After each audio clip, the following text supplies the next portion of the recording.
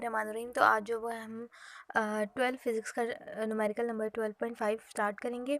इसमें वो कहते हैं कि 2 पॉइंट चार्जेस Q1 की मैग्नीट्यूड दी गई है, Q2 की मैग्नीट्यूड दी गई है, separated by distance of 3 metre. इसमें 3 मीटर का डिस्टेंस जो है इन दोनों के दरमियान में है।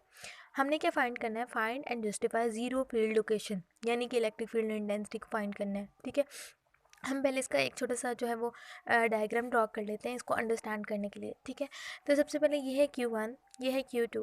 ठीक है, ये जो है इलेक्ट्रिक फील्ड इंटेंसिटी इसकी भी है और इस चार्ज की अपनी इलेक्ट्रिक फील्ड इंटेंसिटी है। ठीक है, अब ये एक पॉइंट हमने खुद से इमेजिन किया, ये सी पॉइंट है जो कि ज़ीरो फील्ड लोकेशन का पॉइंट है।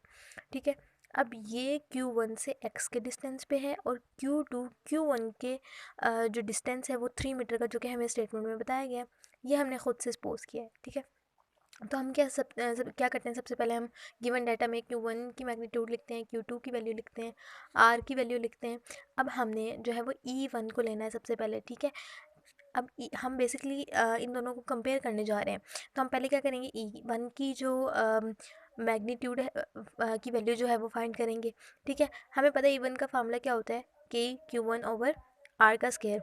ठीक है, R मतलब डिस्टेंस को रिप्रेजेंट करता है और डिस्टेंस जो है वो हम x से यहाँ पे रिप्रेजेंट कर रहे हैं। ठीक है, यानी कि E1 जो है वो इस पे जो इलेक्ट्रिक फील्ड इंटेंसिटी लगा रहा है वो इसके अकॉर्डिंग जो है हम लेकर चल रहे हैं कि यानी कि इसका और इसका डिस्टेंस सिर्फ x है, तो हम यहाँ पे सिर्फ x का स्केल ले रहे हैं। ठीक है, E का जो फार्मूला होता है वो हम बेसिकली ये पढ़ते हैं। ठीक है, तो हम यहाँ पे R की जो वैल्यू है हमारे पास सिर्फ x है, तो हम यहाँ पे जो है x पुट कर देंगे। ठीक है, नेक्स्ट जो है हम E2 की लिखेंगे, इलेक्ट्रिक फील्ड इंटेंसिटी। अब E2 जो है वो K Q2 यानी चार्ज 2 की जो भी यहाँ पे मैग्नीट्यूड आएगी डिवाइडेड बाय डिस्टेंस। अब ये दोनों डिस्टेंसेस जमा होंगे तो वो इसकी जो है वो डिस्टेंस टोटल बनेगा। ठीक है, तो इसका होल स्क्वायर आ जाएगा। ठीक है, अब हमने क्या करना है? अब हमें वहाँ पे जो कंडीशन दी गई है ना, कंडीशन के अकॉर्डिंग उसने ये कहा है कि E1 और E2 ऐड होके इक्वल क्या आना चाहिए? ज़ीरो के। अब हम ये इस इक्वेशन को हम यूज़ कर लेते हैं।